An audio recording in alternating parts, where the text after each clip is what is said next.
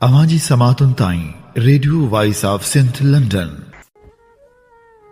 मोहब्बत जे मैदान में कर पड़ाड़ो पट, सिर सूरी धड़ कंगरे, मतां कुछियां कट, इश्क नाग निपट, ख़बर खाधन खे पवे। भलारे बिटदणी जे भलारे बैत सां मुंहिंजी आवाज़ मुसाफ़िर radio voice of Sindh London तां थिए दुनिया जी कुंड कुड़छ ताईं। जंहिंजा माॻ ॿुधी पियो उन्हनि मेड़ी महिरबाननि खे सिक भरियो सलाम, शाल क़बूल पवे। 19 अक्टूबर 2025 आचर जे ॾींहुं प्रोग्राम सोच वीचार साण करे आऊं अवांजी ख़िदमत में हाज़िर आवां जो पंहिंजो मेज़बान हबीब लगारी।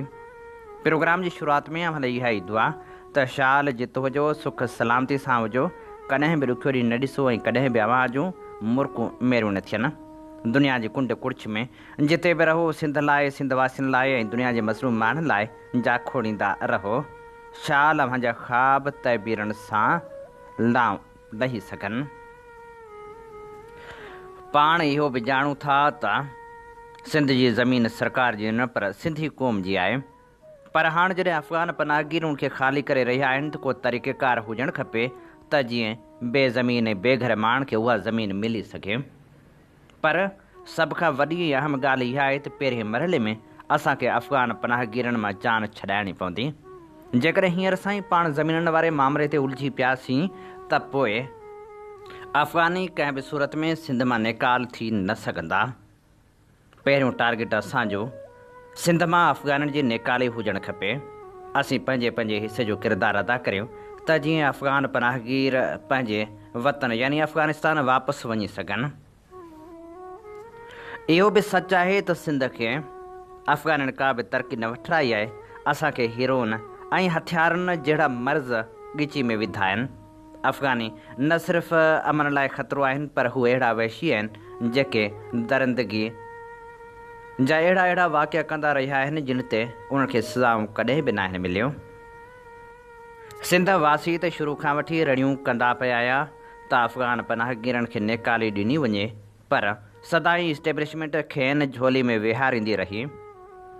उहे ई अफ़गानी जेके कल्ह ताईं इस्टेब्लिशमेंट जा नूर नज़र हुआ, हाणे जॾहिं उहे पाकिस्तान खे ॻिची में पिया आहिनि त पाकिस्तानी हुकूमत फ़ैसिलो कयो आहे त हर सूरत में समूरनि सिंधियुनि खे फ़ौरी तौरु निकाली ॾिनी वञे। वफ़ाक़ी हुकूमत इहो बि चई चुकी आहे त सिंध सरकार अफ़गाननि खे सिंध मां निकाले ॾियण बाबति का बि दिलचस्पी न पई वठे। इहो केॾो अलमियो आहे, केॾो वॾो अलमियो आहे जो हाणे सिंध सरकार बि इन मामले ते मुकमिल ख़ामोशी इख़्तियार करे वरिती आहे। सिंध सरकार खे फ़ौरी तौर ते क़दम खणणु खपनि ऐं अफ़गाननि जी अफ़गानिस्तान ॾांहुं वापसी खे यकीनी बणायो वञे। सिंध समेत सॼे मुल्क अंदरि अफ़गान वसियुनि में ऑपरेशन करे संदन घर पट कया पिया वञनि, पर इन मामले में इहो बि ॾिसणु घुरिजे त सुकनि सां गॾु सावण जी भेल न थिए। रिपोर्टूं आहिनि त कराची जे सोराब ॻोठ में 40 सालनि खां क़ाइमु अफ़गान बस्ती खे ॾाहिण लाइ ज़िले इंतिज़ामिया, पुलिस, रेंजर्स ऐं मलीर डेवलपमेंट अथॉरिटी जी मदद सां वॾो ऑपरेशन कयो वियो आहे, जंहिं ख़िलाफ़ु कब्ज़ा माफ़िया मज़ाहिमत पिणु कई। उन अफ़गान बस्ती में लॻभॻि 14,000 माण्हू रिहाइश पज़ीर हुआ, जिन मां हाणे 1300 माण्हू बाक़ी रहिया आहिनि। ऑपरेशन खां पोइ इलाइक़े खे मुकमल सिक्योरिटी लाइ सील कयो वियो आहे। इनक्रोचमेंट सेल मूजिबि अफ़गान बस्ती जी ज़मीन मलीर अथॉरिटी जी मिल्कियत आहे, जेका संदन हवाले कई वेंदी।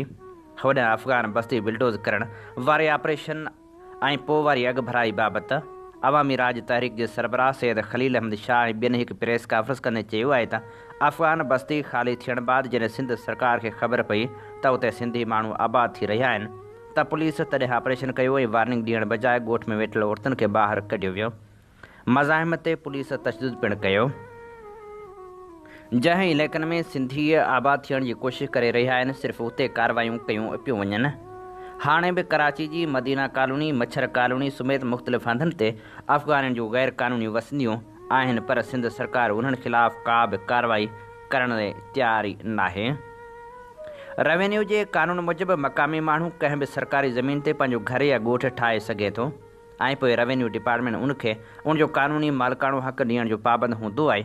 पर उहो त बिल्कुल भी मुमकिन न आहे त रेवेन्यू खातो कंहिं गैर मक़ामी माण्हू या धारे खे सिधो संओं सरकारी ज़मीन ते पंहिंजो घर ॻोठ या कॉलोनी वग़ैरह ठाहिण जी इजाज़त ॾिए, पर कराची में रेवेन्यू खाते शायदि उबते कानून ऐं निज़ाम ते हली अहिड़ा क़दम खयां। हिते धारियुनि खे त सरकारी ज़मीन जा मालिकाना हक़ ख़ुशी सां ॾिना विया, पर मक़ामी माण्हुनि धरती वासियुनि सिंधियुनि खे कब्ज़ागीर सम्झी इंतिज़ामिया उन्हनि सां सदाईं बेवाजिबियूं कंदी रही। ॻोठनि खे बिल्डोज़ कयो वियो। सिंध हुकूमत जो इहो रवैयो हर लिहाज़ खां मज़मत जोॻो आहे। असांखे इहो बि सम्झ में नाहे ईंदो त ॿियूं सियासी या मज़हबी जमायतूं पंहिंजनि वोटरनि जो हर लिहाज़ खां ख़्यालु कंदियूं आहिनि, पर पीपी वाहिद सियासी जमायत आहे जेका पंहिंजे वोटरनि खे बेदर्दी सां नज़रअंदाज़ कंदी आहे। जॾहिं त पीपी जे वोट बैंक जी बि इहा ई तक़ाज़ा आहे त उहा कराची में पंहिंजे वोटरनि खे वधि खां वधि रहाइण जा इंतज़ाम करे, पर सिंधियुनि जी इहा वॾी बदकिस्मती रही आहे त उहे पंहिंजी धरती ते बि निंधड़कनि वांगुरु बिना हुकूमत जी टेक ते जी रहिया आहिनि। जॾहिं त पीपी जा कुझु अॻुवान दावा बि कंदा रहिया आहिनि त उन्हनि खां वॾो क़ौमप्रस्त को थी नथो सघे, पर अमली सूरत हाल उनजे उबतड़ आहे, जंहिंजो वॾो मिसाल अफ़गानी बस्ती जो बि आहे, जिते 40 सालनि खां रहंदड़ अफ़गानी सिंध हुकूमत लाइ मसइलो न हुआ, पर उते सिंधियुनि जे अचण सां खेनि मसइला पैदा थिया आहिनि। सिंध सरकार खे पहिरें मरहले में ज़मीनूं ख़ाली कराइण खपनि ऐं उनखां पोइ उते सिंधियुनि खे आबाद करण लाइ क़दम खयां वञनि। अवां जी समातुनि ताईं radio voice of Sindh London. पाण वटि इहो बि केॾो वॾो अलमियो आहे जो जॾहिं मर्ज़ पखिड़जनि था त उन्हनि जा हुकूमत नोटिस वठे थी, पर मर्ज़ पखिड़जण जो सबबु ख़तमु करण लाइ के बि क़दम न पिया खयां वञनि। सिंध में हिन साल डेंगी जा 819 केस ज़ाहिर थिया आहिनि, जॾहिं त मलेरिया जा 2 लख खां वधीक केस रिपोर्ट थी चुका आहिनि। इहे उहे अंग अखर आहिनि जेके सरकार पारां जारी कया विया आहिनि, पर जेके केस रिपोर्ट ई न आहिनि थिया उन जो अंग त अलाए केतिरो हूंदो। मलेरिया जा जेके 2 लख केस ॿुधाया पिया वञनि, ज़ाहिरी तरह सरकारी अंग अखर त इहे ई आहिनि, पर उहे केस जेके फ़क़्ति ख़ानगी अस्पतालनि ते पहुता ऐं उतां इलाजु थियो उन्हनि जो को काथो ई न हूंदो। हींअर ताईं बरसातुनि खां बाद हुकूमत मच्छरमारी स्प्रे कराइण लाइ के बि क़दम न आहिनि खयां, न वरी डेंगी खां बचाव लाइ के उपाउ वरिता विया आहिनि, जंहिंजे करे सिंधवासी मुश्किलातुनि खे मुंहुं ॾेई रहिया आहिनि। हुकूमत अॻु में मलेरिया कंट्रोल प्रोग्राम हलाईंदी हुई, पर उहो बि ख़बर न आहे त कहिड़नि काग़ज़नि जे वर चढ़ी चुको। म्यूनिसिपल इंतिज़ामिया पारां पिणु मच्छरमार स्प्रे कराइण वारो सिलसिलो बि काफ़ी वक़्त खां शुरू न आहे थियो, ऐं जेकॾहिं जिन इलाइक़नि में मच्छरमार स्प्रे बि कराया विया उन्हनि में को ख़ासि फ़र्क़ु पइजी इन करे बि न सघियो जो ज़हर जो मिक़दारु इंतिहाई घटि विधो वियो। उन सां गॾोगॾु इतलाही इहे आहिनि त उन में कारो तेल हलायो वियो त जीअं दूंहों वधीक थिए ऐं मच्छर घटि मरनि। हूं बि जंहिं समाज में समूरनि इदारनि खे करप्शन अॾोही वांगुरु खाई वञे, उते मच्छरमार फुहारनि में इस्तेमालु थींदड़ दवाऊं हड़प थी वञण का नई ॻाल्हि त कोन्हे न। बसि वक़्त जे हुक्मरान खे केरु सम्झाए त हू पंहिंजे लाइ पाण अज़ाब पैदा करे रहिया आहिनि। जेकॾहिं मुआशिरो सिहतमंद न हूंदो त बीमारियूं जॾहिं पखिड़जंदियूं त उहे ॿियनि माण्हुनि ताईं बि पहुचंदियूं। ॻाल्हि करप्शन जी हले पई त फ़नकारनि जे फंड मां 6 करोड़ रुपयनि जे घोबियुनि तां सकाफ़त खातो ऐं गवर्नर हाउस आम्हूं साम्हूं थी विया आहिनि। फ़नकारनि जी सहायता लाइ क़ाइमु लेजेंड ट्रस्ट जे फंड मां 6 करोड़ रुपयनि जे घोबियुनि जे हवाले सां जांच बि शुरू कई वई आहे। सकाफ़त खाते जो चवणु आहे त फ्रॉड ज़रिए रक़म कढाई वई आहे ऐं लेटर हेड सकाफ़त खाते जो इस्तेमालु कयो वियो आहे, जॾहिं त गवर्नर हाउस जे तर्जुमान जो चवणु आहे त सेक्रेटरी कल्चर ई लेजेंड ट्रस्ट जो सेक्रेटरी आहे ऐं माली मामला ॾिसे थो। इन सिलसिले में सिंध जे सकाफ़त वारे वज़ीर जो चवणु आहे त लेजेंड ट्रस्ट जो मक़सदु मुस्तहक़ फ़नकारनि या अदाकारनि खे माली सहायता फ़राहम करणु आहे, पर शुरूआती जांच मूजिबि 6 करोड़ रुपयनि खां वधीक रक़म जालसाज़ी ज़रिए कढी वई आहे। ट्रस्ट गवर्नर हाउस जी निगरानी में कमु करे थो। अहिड़ी दावा सकाफ़त वारे सूबाई वज़ीर जी आहे, जॾहिं त संदसि चवणु आहे त सकाफ़त खाते जो लेटर हेड जालसाज़ी सां इस्तेमालु कयो वियो आहे। हुन जो वधीक चवणु आहे त बैंक मां चेक बुक कढी पैसा कढिया विया, जंहिंसां ग़रीब फ़नकारनि जा हक़ फबाया विया ऐं मुमकिन आहे त उन में बैंक ऐं सरकारी अमलो बि मुलविस हुजे। वॾे वज़ीर ऐं चीफ सेक्रेटरी खे लेजेंड ट्रस्ट फंड में माली बेज़ाब्तियनि बाबति आगाह कयो वियो आहे। ॿिए पासे गवर्नर हाउस जे तर्जमान चयो आहे त गवर्नर सिंध या गवर्नर हाउस खे लेजेंड ट्रस्ट जी कंहिं बि माली मामले या चेक ते सही करण जो इख़्तियार नाहे। तर्जमान मूजिबि गवर्नर सिंध 13 अक्टूबर ते लेजेंड ट्रस्ट अकाउंट में मुबैना बैंक फ्रॉड जी जांच जो हुकुम ॾिनो हो। तर्जमान वज़ाहत कई त सिंध हुकूमत जो सेक्रेटरी कल्चर ई लेजेंड ट्रस्ट जो सेक्रेटरी आहे ऐं ट्रस्ट जे माली मामलनि समेत बैंकिंग जा मामला बि उन जी ज़िम्मेवारी आहिनि। तर्जमान वधीक चयो त फ़नकारनि लाइ क़ाइमु फंड क़ौमी अमानत आहिनि ऐं कंहिं बि बदउनवानी या जालसाज़ी में मुलविस अनसरनि ख़िलाफ़ सख़्त कार्रवाई कई वेंदी। डायरेक्टर एंटी करप्शन जो चवणु आहे त लेजेंड ट्रस्ट में करप्शन जे हवाले सां असांखे लेटर मिलियो आहे। उन सिलसिले में जल्द जांच करे रिपोर्ट पेश कंदासीं। हेॾिन सारियुनि वज़ारतनि हूंदे उन्हनि वज़ारतनि जे हेठियां ईअं ई 6 करोड़ रुपया निकिरी वञनि का सवली ॻाल्हि त कोन्हे। इन में लाज़मी तौरु वज़ीर मशीर या गवर्नर अमलो मुलविस थी सघे थो, पर हक़ीक़तूं साम्हूं आंदियूं वञनि। असीं ॾिसूं था त सिंध जा मिसकीन फ़नकार सिंध जा मिसकीन शाइर इलाज लाइ दरबदरी वारो दर्द भोगीनि था, पर हेॾा किरोड़नि जा किरोड़ ईअं ई निकिरी वञनि। इहो मामिलो सुवाल उथारे थो। इहो मामिलो वज़ारत ऐं गवर्नर जी गवर्नरी ते बि सुवाल उथारे थो। सकाफ़त वारे सूबाई वज़ीर ऐं गवर्नर खां बि सख़्तु पुछाणो थियणु खपे त आख़िर हक़दारनि जा हक़ को ॿियो ईअं कीअं फॿाए थो वञे। अवां जी समातुनि ताईं radio voice of Sindh London. ईअं ॿुधी रहिया आहियो radio voice of Sindh London. अवां जी ख़िदमत में प्रोग्राम पेश कयो पियो वञे सोच वीचार जन सफ़र में आऊं अवां सां मुखातिब ऐं पंहिंजो मेज़बान आहियां हबीब लगारी। नाम्यारे शाइर अली आकाश जो हिकिड़ो नज़म यादि पवे पियो।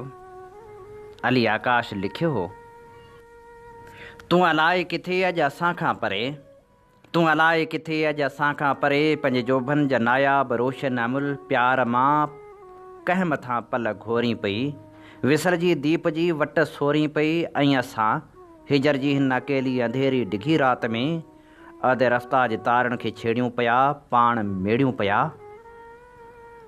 हुसन तुंहिंजो त निर्वाण वांगे हुयो, को असां खां पुछे आ असांखे ख़बर, तुंहिंजे नेणनि जो नासू त अहिड़ो अजब, कापड़ियुनि बसू ते ई कनातूं हणी, लामकानियूं ऐं लाहू त वारे छॾिया, पंहिंजो खुमदार छोड़े चङो वाव में तो मुठनि जा मुक़दर संवारे छॾिया।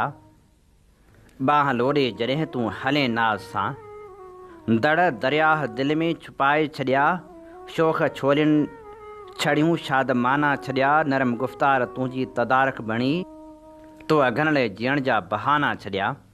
हिकु घड़ी लाइ सोची जॾहिं पाण ते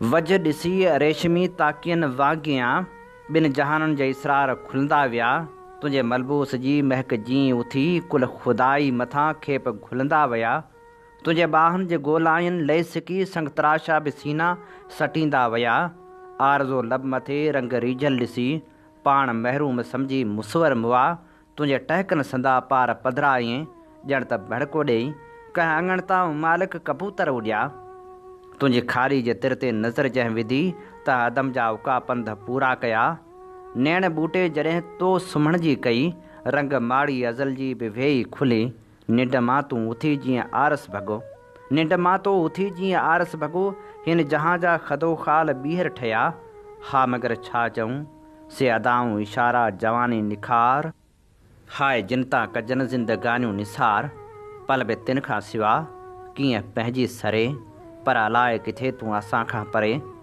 पाण पंहिंजो गुलनि मंझि तोरी पई ऐं असां हिजर जी हिन अंधेरी अकेली डिघी राति में हिन जवानी जा बेकार झीणा झका पल ॿारियूं पिया, तोखे सारियूं पिया, को असां खां पुछे आ असांखे ख़बर, कीअं घारियूं पिया, कीअं घारियूं पिया। ऐं हाणे प्रोग्राम में वीचार वंडियूं था लावारस बणिजी वियल सखर बेराज बाबति।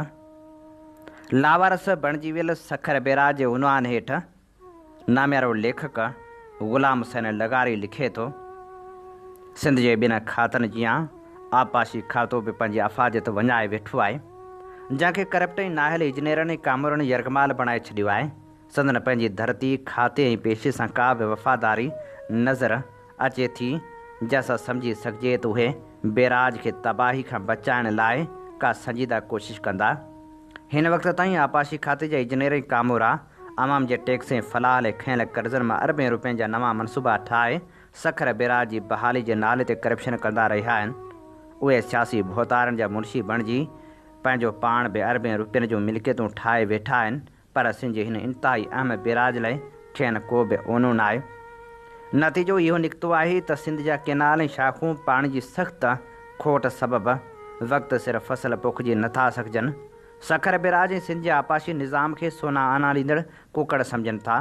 कॾहिं बि सखर बेराज जी तबाही जे असल सबबनि ॾांहुं ध्यानु नथा ॾियनि ऐं नई बेराज जी हक़ीक़ी बहाली संदन कंहिं मंशूर में शामिलु आहे। मौजूदा आपाशी खाते जी क़यादत जंहिंमें सेक्रेटरी, चीफ इंजीनियर ऐं सुप्रिंटेंडेंट इंजीनियर शामिलु आहिनि, जिन लाइ इहो चौबोल आहे त उहे खाते में ग़ैर क़ानूनी भर्ती सां आयल आहिनि। उनजी भर्ती सिर्फ़ु 2 सालनि लाइ असेसमेंट ऑफिसर तौरु थी हुई, पर सियासी वाबस्तगियुनि जे बुनियाद ते खेनि मुस्तक़िल करे असिस्टेंट एग्जीक्यूटिव इंजीनियर इरिगेशन मुक़ररु कयो वियो।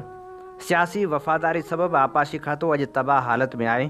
सखर बेराज जे 66 दरवाज़नि मां 40 दरवाज़ा वारी जे जमा थियण सबबि नाक़स मटीरियल ऐं सार संभाल जी खोट सबबि खुलण जे क़ाबिल बि न आहिनि ऐं बाक़ी 26 जी बि हालत सुठी न आहे। दरिया में ठहियल लोपबंद कुदरती वहकिरे खे रोकनि था, जंहिंसां गुंजाइश घटिजी वञे थी ऐं बंदनि ते ग़ैर मामूली दबाव अचे थो। दरिया किनारे ॿेलण खे वॾे पैमाने ते कटे ज़रई आबादी लाइ इस्तेमालु कयो वञे थो, जंहिंसां कुदरती हिफ़ाज़ती बफ़र ख़तमु थी विया आहिनि। आमरी या काज़ी अहमद ऐं लाड़काणो खैरपुर जहिड़ियूं पुलियूं ग़लति जॻहियुनि ते ख़राब डिज़ाइन ऐं निढड़ी साइज़ सां ठहियल आहिनि, जेके वहकिरे खे वधीक रोकनि थियूं। ख़रीफ़ जी पोख दरिया जे फ़ाल इलाइक़े में कई वञे थी, जंहिं लाइ ज़रई बंद ठाहिया वञनि था, जेके कुदरती वहकिरनि खे वधीक रोकनि था। दरिया जे पेट में ठहियल ॻोठनि लाइ पका लिंक रोड ठाहिया विया आहिनि, जेके लूप बंदनि वांगुरु कमु करे ॿोड़ जे पाणी खे पखिड़िजण खां रोकनि था। इहे सभु सबब रुॻो आपाशी खाते जे न पर सॼी सिंध हुकूमत जी गॾियल नाअहली जो नतीजो आहिनि। अलाह न करे जेकॾहिं मुस्तक़बिल में का वॾी ॿोॾ अचे ऐं सखर बेराज टुटी पवे त सिंध खे रेगिस्तान थियण खां अलाह खां सवाइ को ॿियो बचाए न सघंदो। उनजो निढड़ो नमूनो सिंध 2010 जी ॿोॾ में ॾिसी चुकी आहे। उन वक़्तु मौजूदा सेक्रेटरी सखर बेराज जो एग्जीक्यूटिव इंजीनियर हो ऐं 66 मां 45 दरवाज़ा खोलण खां क़ासिर रहिया। नतीजे में दरिया बंदि टोड़े पंहिंजे पुराणे रस्ते वसियल मच्छर ढंढ में छोड़ कयो वियो। आपाशी खाते जी नाअहली जो वॾो सबूत इहो आहे त अॼु ताईं हू 18वीं सदी में लिखियल इरिगेशन मैनुअल ते हलनि था, जॾहिं त हर साल किरोड़े रुपया ख़र्च करे जदीद ट्रेनिंग जे नाले में परॾेही दौरा कनि था, पर सिंध जे आपाशी निज़ाम खे को बि फ़ाइदो नथो मिले। जेकॾहिं जदीद टेक्नोलॉजी इस्तेमालु करे बंदरनि खे महफ़ूज़ बणाइजे त मुस्तक़बिल में घणनि तबाहियुनि खां बची सघिजे थो, पर अहिड़ी जिदत संदन करप्शन जा 75% ज़रिया ख़तमु करे छॾींदी। तंहिं करे हूअ पुराणे तरीक़े खे क़ाइमु रखण में दिलचस्पी रखनि था। ज़रूरत इन ॻाल्हि जी आहे त सिंध में आपाशी निज़ाम खे बहितर ऐं मुसर बणाइण वारी हिकमत अमली तयारु कई वञे। खाते जे करप्ट कामरनि इंजीनियरनि ते भाण बदिरां साख वारनि ॾेही ऐं परॾेही आपाशी माहिरनि जूं ख़िदमतूं वरितियूं वञनि ऐं सखर बेराज जे नाक़स कमज़ोर दरवाज़नि जी बहाली लाइ उपाउ वरिता वञनि। हीअ असीं अव्हांजी ख़िदमत में पेश करे रहिया हुआसीं ख़ूबसूरत लेखक ग़ुलाम हुसैन लगारी जो लिखियल ख़ूबसूरत लेख। अवांजी समातुनि ताईं radio voice of Sindh London. हीअं ॿुधी रहिया आहियो radio voice of Sindh London. अव्हांजी ख़िदमत में प्रोग्राम पेश कयो पियो वञे सोच वीचार जे हिन सफ़र में आऊं अव्हां सां मुखातिब पंहिंजो मेज़बान हबीब लगारी। जीअं तव्हीं चङी रीति ॼाणो था त असीं radio voice of Sindh London तां अव्हांजी ख़िदमत में उहे प्रोग्राम पेश कंदा आहियूं जिन में सचाई जा सॾ हूंदा आहिनि, जिन में तारीख़ जा अमल वर्क हूंदा आहिनि। असीं चाहियूं था त हीउ सफ़र सफलता माणे, जंहिं लाइ असांखे अव्हांजे साथ ऐं सहकार जी ज़रूरत आहे। अचो हिन सफ़र में असां सां हमक़दम बणिजो। असांजा प्रोग्राम वधि में वधि दोस्तनि ताईं पहुचायो। उन सां गॾोगॾु असांजे यूट्यूब चैनल खे ज़रूरु सब्सक्राइब करियो। नामियर शाइर उस्ताद बुखारी लिखियो, लुॾंदे लुॾंदे सच जी ॿेड़ी पार उकारे विझंदी आहे, छुलंदे छुलंदे अॻिते छोली तार मां तारे विझंदी आहे, दुखने दुखने सरजी तीली ॿेला ॿारे विझंदी आहे, बरंदे बरंदी यक जी काठी लोह पघारे विझंदी आ, छुअंदे छुअंदे सनड़ी छेणी डूंगर डारे विझंदी आ, ढरंदे ढरंदे रात सितम जी सिज उभारे विझंदी आ, अज़म मटल उस्ताद मुसलसल अणथियणी थी पवंदी आ, वजंदे वजंदे जांच जीअण जी जूअ जियारे विझंदी आ। सिंध ऐं अफ़गान पनाहगीरनि वारे मसइले ते नाम्यारे कोमप्रस्त अॻवान लेखक नवाज़ खान ज़ौर लिखियो। टिम मार्शल हिकिड़ो शानदार किताबु लिखियो आहे जंहिंजो नालो आहे जाग्राफ़ीअ जा क़ैदी।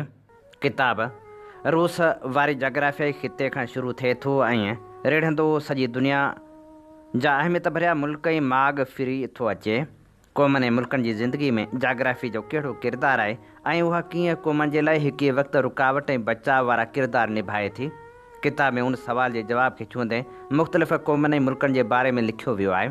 लेखक किताब में पंहिंजे हिन ख़िते ते पिणु लिखियो आहे जंहिंमें हिमालय कराक्रम हिंदूकश जबलनि खे ॾखण एशियाई मुल्कनि जो फितरी बचाव ऐं सिंधी समुंड खे दुनिया सां ॻंढापे जो ज़रियो लिखियो अथसि।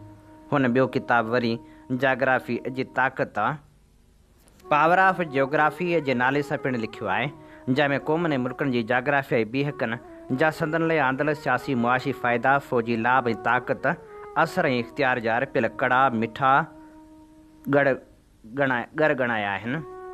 संदसि ॻाल्हि जो तत ही आहे त क़ौमनि जे ज़िंदगियुनि में जाग्राफ़ी जेको किरदारु अदा थी करे उहो तमामु वसत भरियो बेबहा ऐं गूनागून आहे। जाग्राफ़ी क़ौमनि लाइ हिकिड़ो तमामु अहम ऐं एॾो वॾो लकाउ आहे जो उहो कंहिं क़ौम जी पूरी हयाती जो घेराव करे थो। क़ौम पंहिंजी जाग्राफ़ी जी एर घेर में पंहिंजी तहज़ीब तमदन सक़ाफ़त फ़ौजी सघ ऐं सियासी किरदार जो तयन करे थी। टिम मार्शल हिंदुस्तान पाकिस्तान ऐं अफ़गानिस्तान खे हिकु बाब में समोयो आहे ऐं टिन्ही जी जाग्राफ़ी ऐं सियासी बीहक जे बारे में काफ़ी वज़नाइतो जाइज़ो वरितो अथसि।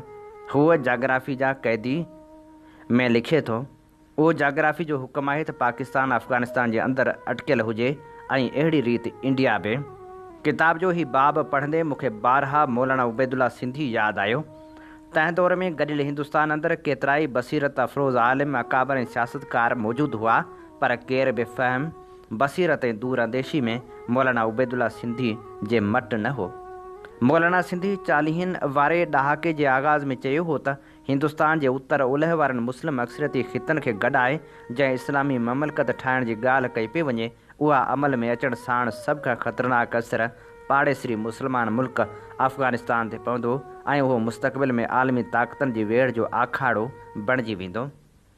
थोरा ई माण्हू हूंदा आहिनि जिन खे कुदरत वारो दूरबीन अखियूं अता कंदो आहे ऐं उहे वक़्त जा पर्दा चीरे ईंदड़ ज़माननि खे ॾिसी सघंदियूं आहिनि। माज़ी खां ई मशहूरु या अवामी ज़िंदगीअ में असराइतो किरदारु अदा कंदड़ माण्हुनि जे सलाहियतनि जी परख जूं कोशिशूं थींदियूं रहियूं आहिनि। अॻवाननि जे अहलियतनि में हिन ॻाल्हि खे बि ॻणियो वेंदो आहे त उहे केतिरा ज़हीन फुर्तीला ऐं दूर अंदेश आहिनि। अहिड़नि अॻवाननि या हुकुमराननि खे मुदबर अॻवान सॾियो वञे थो। विंस्टन चर्चिल खे दुनिया जदीद दौर जो हिकिड़ो मुदबर अॻवान उन करे मञे थी जो हुन हिटलर जे फाशिज़म वारे ख़तरे खे सभिनी खां अॻु परखे वरितो हो, पर हुन पाण खे ॿी आलमी जंग जे मैदान में एतिरो विचड़ाए छॾियो हो जो पंहिंजे मुल्क अंदरि ईंदड़ चूंडनि दौरान संदसि सिर ते चढ़ी बीठल शिकस्त खे ॾिसी न सघियो। ॿी आलमी जंग जे फातिहनि में शामिल ई हमराह याल्टा कॉन्फ्रेंस मां कामयाबु मोटियो हो, पर पंहिंजे वतन में थींदड़ चूंडनि में हाराए सियासत जे मैदान मां हमेशह लाइ अलूप थी वियो। उन जे बरअक्स मौलाना सिंधी जो हथ वक़्त जी निब्ज़ ते रहियो ऐं हुन ईंदड़ वक़्त जी दिलि जूं धड़कनूं ठीकु ॻणियूं। हुन विरहाङे जे जिन नतीजनि ॾांहुं ध्यानु छिकायो हो उन्हनि खे अमल में अचण खां केर बि रोके न सघियो। 4 ॾहाकनि बाद संसार थी पंहिंजो अमली ज़हूर ॾेखारियो, ख़ासि करे जॾहिं सोवियत फ़ौजूं अची अफ़गानिस्तान में घिड़ियूं। अमेरिका लाइ उहो अमल क्यूबा वारे मिज़ाइल बहरान खां घटि न हो। सोवियत यूनियन पारां संदसि इतिहादी मुल्क क्यूबा में एटमी मिज़ाइल खोड़िया विया जिन जा मुंहं अमेरिका ॾांहुं हुआ। अमेरिकी जासूसी जहाज़नि ज़रिए जीअं ई याकी सरकार खे इहा ख़बर पई त उन सख़्तु रद्दअमल ॾेखारियो। सदर जॉन एफ कैनेडी सफ़ा हथनि माथे वियो ऐं क्यूबा जे बहरी नाकाबंदी जो ऐलान कयाईं। रूस मथां एॾो दबाव विधो वियो जो आलमी जंग जो ख़तरो पैदा थी पियो। नतीजे में 13 ॾींहंनि जी सिफ़ारती छिक छिकां खां पोइ ख़रोशेफ खे क्यूबा मां मिज़ाइल हटाइणा पिया। मोट में अमेरिका वरी तुर्की में मौजूदु संदसि मिज़ाइलनि खे पुठिते हटायो। क्यूबा बहरान बाद वरी साॻी रीति अफ़गानिस्तान जे सवाल ते पिणु ॿई आलमी क़ुवतूं हिक ॿिए जे आम्हूं साम्हूं अची बीठियूं। हितां खां ई अफ़गान पनाहगीरनि जी हिन पासे आमद जो सिलसिलो शुरू थियो, जेको मुख़्तलिफ़ मरहला ऐं मोड़ काटींदो हेल ताईं यको हलंदो रहियो। अफ़गान पनाहगीरनि रुॻो हिन पासे रुख़ न रखियो, पर उहे ईरान में बि वञी जाइता थिया। पनाहगीर लफ़्ज़ जो मतिलबु आहे उहे माण्हू जेके कंहिं जंग, वेड़, खाना जंगी, कंहिं ख़ौफ़, ख़तरे या तकलीफ़ सबबि पंहिंजे मुल्क मां लॾ पलाण करे ॿाहिरि निकिरी कंहिं महफ़ूज़ माॻ, मकान, जाइ या कंहिं ॿिए मुल्क में वञी रहनि या उते पनाह वठण लाइ मजबूर हुजनि। पनाहगीर बणिजण वारी रिवायत दुनिया में घणी पुराणी आहे। जॾहिं हज़रत ईसा अलैहिस्सलाम खे यरूशलेम में मसलूब कयो वियो हो, तॾहिं संदसि आक़ा लॾ पलाण करे मिस्र में वञी पनाह वरिती। ख़ुदि सिंध पिणु तारीख़ जे मुख़्तलिफ़ दौरनि में संदनि मुल्कनि ऐं माण्हुनि जे सतायलनि ऐं मज़लूम बणायलनि खे पंहिंजी पनाह जो पांद आछींदी रही। हिन भेरे बि सिंध पुठिते कान रही। उहा जंग दौरान पनाह ले ईंदड़ अफ़गाननि जे अचण ते अरही कान थी। उहा उन जी लजपाल ऐं रखवाल बणी। जेतोणीकि असां ते इलाही सारियूं शयूं ऐं ॻाल्हियूं असांजी मर्ज़ी ख़िलाफ़ु मढ़ियूं वियूं आहिनि, पोइ बि असां इंसानियत जी आलिशान चोले जो पांद कॾहिं बि हथां न छॾियो। उहा वरी अञा अलॻि ॻाल्हि आहे त असांजी उन आला इंसानियत, सादा मिज़ाजी, मज़लूम नवाज़ी जो नाजाइज़ फ़ाइदो खणण जी कोशिशि पिणु कई वई। असांखे मुस्तक़िल महकूम बणाए रखण लाइ असां ते धारनि जो लोधो मड़े असांजो आबादियाती तवाज़न ख़राबु करण जी साज़िश सटी वई ऐं पंहिंजे ई वतन, पंहिंजी धरती ते असांखे थोराई में बदिलाइण जूं अणथक कोशिशूं कयूं वियूं। इक़बाल अहमद पंहिंजे दौर जो वॾो दानिश्वर हो। Frantz Fanon, Noam Chomsky, Edward W Said, Joseph Massad, Tariq Ali ऐं रिचर्ड फाल्क जहिड़ा माण्हू संदसि दोस्ती जे दायरे में हुआ। फ़लस्तीनी दानिश्वर एडवर्ड सईद ते इक़बाल अहमद खे पंहिंजो सभ खां वेझो दोस्त ऐं ज़मीरी इख़लाक़ी अॻवान कोठींदो हो। हुन जो बेठकियत मुख़ालिफ़ कम ॻणप लाइक़ु आहे। उन इक़बाल अहमद हिकिड़े इंटरव्यू में चयो, फ़लस्तीन खां पोइ सिंध दुनिया जो वाहिद ख़ितो आहे जंहिंमें मुनज़म अंदाज़ सां धारियुनि जी आबादकारी कई पई वञे। धारियुनि जी उन्हीअ मुनज़म आबादकारी में अफ़गाननि जो पिणु तमामु वॾो हिसो आहे। गॾियल क़ौमनि जे अंगनि अखरनि मूजिबि अटकल 13 लखनि खनि अफ़गान आबादी पाकिस्तान भेड़ी थी, जंहिंमां हिकिड़ी वॾी अक्सरियत खे सिंध भेड़ो थियण ते उकसायो वियो। सरकारी अंग अखर छा बि चवनि, पर अफ़गान पनाहगीरनि जो एतिरो अंग पंजाब में आबाद न थियो जेतिरो तइदादु सिंध जे मथे में हयो वियो। जेतोणीकि अफ़गान पॉलिसी पंजाब जे बालादस्ती इदारनि जे हथ में हुई ऐं उन जी मर्ज़ी सां ई जुड़ी, पर उन जा मनफ़ी असर सभ खां घणा सिंध ते पिया। अफ़गानिस्तान जे ॿिन्ही बहरान जो खटियो वफ़ाक़ ऐं पंजाब खाधो, पर उन जो सभ खां वॾो नुक़सानु सिंध खे भोगणो पियो। हिननि बहराननि सिंध खे क्लाशनकोफ, हीरोन, कारे नाणे, बदअमनी, दहशतगर्दी, धारनि जी आबादकारी ऐं वसीलनि जी फुरलू जो शिकार बणायो। ॿियो त ठहियो, पर पनाहगीरनि लाइ अक़वाम मुतहिदा जी ईंदड़ फंडनि मां बि सिंध खे कोई हिसो कोन थे मिलियो। पनाहगीरनि खे पालियो सिंध ते, पर उन्हनि लाइ ईंदड़ ॾोकड़ ॿियनि थे खयां। पनाहगीरनि जे मुस्तक़िल पुश्त पनाही जो हिकु कारण रेफ्यूजी फंड पिणु हो। हितां जा हुकुमरान केॾा न साॻ रचाइनि था। वक़्तु कॾहिं बि हिकु करो नथो रहे। सिज ॿ पाछा आहे, दौर बदिलजे थो, मफ़ाद मटिजनि था, अवलियतूं बदिलजनि थियूं। हिते बि ईअं ई थियो आहे। मशरक़ी यूरोप ऐं विचो ओभर खां पोइ ही एशियाई इलाइक़ो मुख़्तलिफ़ टकराउनि जे वर चढ़ी वियो आहे। दुनिया अंदरि आलमी इलाइक़ाई तौरु नयूं सिफ़बंदियूं थी रहियूं आहिनि। दुनिया जॾहिं बि अबूरी दौरनि मां गुज़रंदी आहे, तॾहिं नवनि तकरारनि, डफ़ेड़नि ऐं बहराननि खे जनमु ॾींदी आहे। बदिलजंदड़ दुनिया में हिन ख़िते खे नओं आलमी ध्यानु मिलियो आहे, जंहिं इलाइक़ाई सूरतहाल ऐं तवाज़न खे मुतासिर कयो आहे, जंहिंजो असरु अफ़गानिस्तान मथां पिणु पइजी रहियो आहे। पर उहे वर्क पाण कंहिं ॿिए भेरे वराईंदासीं। फ़िलहालु रुॻो एतिरो त उन मटियल माहौल हिन इलाइक़े खे नओं तनाज़ुर ॾेई ॿिनि पाड़ेसरी मुल्कनि खे हिक ॿिए जे आम्हूं साम्हूं आणे बीहारियो आहे। पराया मुल्क पंहिंजा सूबा कोन थींदा आहिनि। ग़रीब जी ज़ाल सदाईं हर कंहिंजी भाॼाई कान रहंदी आहे, सो हुननि बि नवां दोस्त ॻोल्हण जी कोशिशि कई आहे। मुल्कनि ऐं क़ौमनि जा मुफ़ाद मुल्कनि ऐं क़ौमनि जा दोस्त थींदा आहिनि। हीउ नज़रियाती दोस्ती जो दौरु नाहे, हीउ क़ौमी मुफ़ादनि मूजिबि बणिजंदड़ दोस्तियुनि जो दौरु आहे। अफ़गानिस्तान ऐं पाकिस्तान जा मुफ़ाद हाणे साॻी सिध में न रहिया आहिनि। उन करे ॿिन्ही हिक ॿिए खां मुंहुं मोड़ियो आहे। हाणे दोस्ती जी दावा दम टोड़े चुकी आहे ऐं दुश्मनी जो दामन फैलिजी चुको आहे। ॿई आस्थान पाण में अटकी विढ़ी पिया आहिनि, जंहिंजो नज़रो अफ़गान पनाहगीरनि मथां पिणु पियो आहे। अञा काल्ह काल्हुणी ॻाल्हि आहे जो उन वक़्त जे वज़ीर अज़म इमरान ख़ान अफ़गाननि खे पाकिस्तानी शहरियत ॾियण जी हामी भरी हुई। उन्हनि अफ़गाननि खे हाणे वापसि मोकिलियो पियो वञे। पंजाब मां त समूरनि अफ़गान पनाहगीरनि खे मेड़े चूंडे मिड़ी छॾियो वियो आहे। ख़ैबर पख्तूनख्वा ऐं बलूचिस्तान मां बि वीचारा पंहिंजे वतन ॾांहुं रिढ़ी हलिया आहिनि। रुॻो सिंध में मामिलो रुलियो पियो आहे। सिंधियुनि जो हिकिड़ो वॾो अलमियो ख़ुदि उन्हनि जे हुक्मरान जमायत आहे। दुनिया में जमायतूं रंग रंग जूं रहियूं आहिनि ऐं उन्हनि मौक़े परस्तियूं पिणु तरह तरह कयूं आहिनि, पर लॻे थो त उन्हनि मां का बि जमायत पीपल्स पार्टी जी जोड़ जी कान हुई।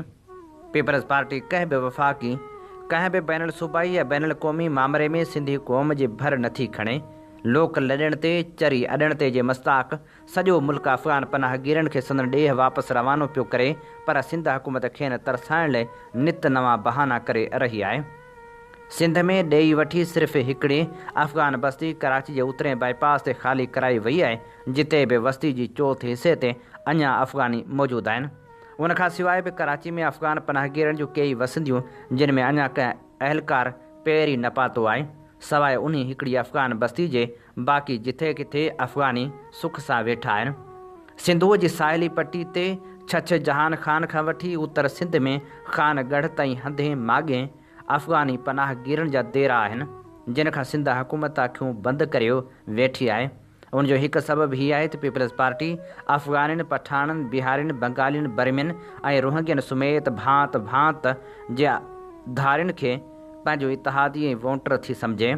हालांकि पठान वोटरनि जा वोट पठाननि खे ई मिलनि था, पर उहे खटियायल धारिया पीपी खे सोला ऐं सहागा पवनि था। उन्हनि खे ख़रीद करे इतिहादी बणायो वञे थो। उन करे हिते हथु हल्को आहे। पहिरीं त पीपी सिराज दुरानी जी सूरत में अफ़गान बाशिंदनि ऐं पठान जो केस विढ़ंदी हुई, पर हींअर बि सिंध सरकार में अफ़गाननि लाइ हिकु क़िस्म जो हमदर्दाणो लहजो मौजूदु आहे। उन जे बरक्स सिंधियुनि लाइ सख़्तु रवैयो आहे। इहो ई सबबु आहे जो अफ़गान बस्ती खे अबोझ ऐं बेघर सिंधियुनि सां ॿीहर वसाइण बजाए मसमार करे मलीर डेवलपमेंट अथॉरिटी जे नाले में कब्ज़ा माफ़िया जे हवाले करण जा साबाह कया पिया वञनि। कॾहिं कॾहिं चोरनि जे पाण में वेहण सां भाॻियुनि जो भलो थी पवंदो आहे। पीपी सरकार एतिरो बि थियणु नथी ॾे। उहे घर सरकार न अॾाया आहिनि, उन करे खेसि उन्हनि खे ॾाहिण जो हक़ बि ॾाहे। भला मुफ़्त में न ई सही, सरकारी लीज़नि जे अघनि ते ई उहे घर आम सिंधियुनि खे ॾिना वञनि। सॼी सिंध में पखिड़ियल समूरियूं अफ़गान बस्तियूं ख़ाली कराए उहे घर ग़रीब मिसकिन सिंधियुनि खे ॾियणु घुरिजनि। उनखां अॻु में जो मथियां हमराह वरी ठही वञनि ऐं पॉलिसी में बदिलाव अची वञे, समूरनि अफ़गान पनाहगीरनि खे वापसि अफ़गानिस्तान रवानो कयो वञे। हिन तारीख़ी मौक़े मां सिंधियुनि खे पूरो पूरो फ़ाइदो मिलणु घुरिजे। अफ़गान पनाहगीरनि वारे मामले ते हीअ ख़ूबसूरत लेख असीं अवां जे समातनि जी नज़र करे रहिया हुआसीं, जेको लिखियलु हो ख़ूबसूरत लेखक ऐं क़ौम परस्त अॻवान नवाज़ ख़ान ज़ंवर जो। इन ते प्रोग्राम सोच वीचार जो वक़्तु पुॼाणी ते पहुचे थो। पंहिंजे मेज़बान हबीब लगारी खे इन साॻी दुआ सां ॾींदा इजाज़त।